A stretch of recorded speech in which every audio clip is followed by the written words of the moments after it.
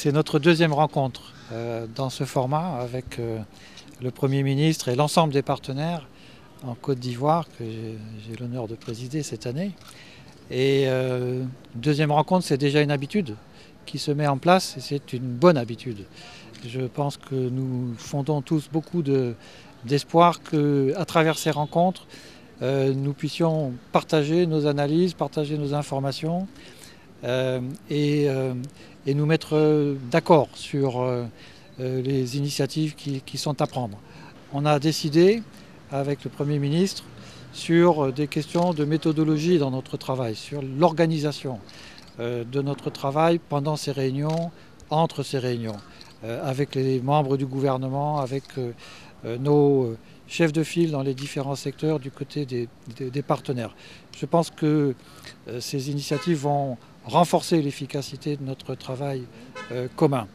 Je crois aussi que sur un certain nombre de sujets difficiles, la justice, la réconciliation, le dialogue politique national, la sécurité, le Premier ministre nous a fait un point très complet sur tous les efforts qui sont menés par le gouvernement et pour nous c'est extrêmement utile d'avoir ces rencontres sous son égide. Merci. Ce que je voulais dire, c'est qu'effectivement ces types de rencontres sont utiles pour permettre d'informer nos partenaires extérieurs sur les efforts faits par le gouvernement, sous la haute égide donc du président de la République, son Excellence Alassane Ouattara, et indiquer surtout la détermination donc, du président de la République à changer la donne en Côte d'Ivoire. Vous savez, il a dit, et certains commencent à croire que c'est là la réalité, il veut faire de ce pays un pays émergent en 2020. Il nous a demandé donc de travailler de manière à ce que le pays aille à marche forcée vers le développement.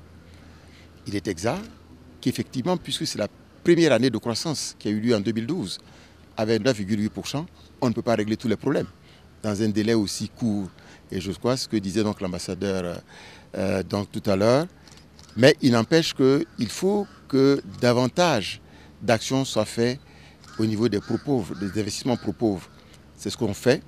Nous avons demandé en retour aussi qu'ils nous appuient fortement au niveau des financements de manière à compléter l'action de l'État sur le terrain.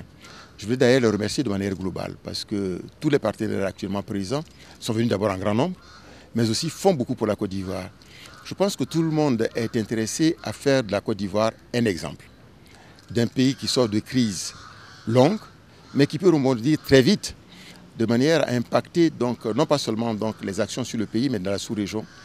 N'oublions pas quand même que la Côte d'Ivoire a 26% de population étrangère sur son sol. Et donc aider la Côte d'Ivoire, c'est aussi aider la sous-région.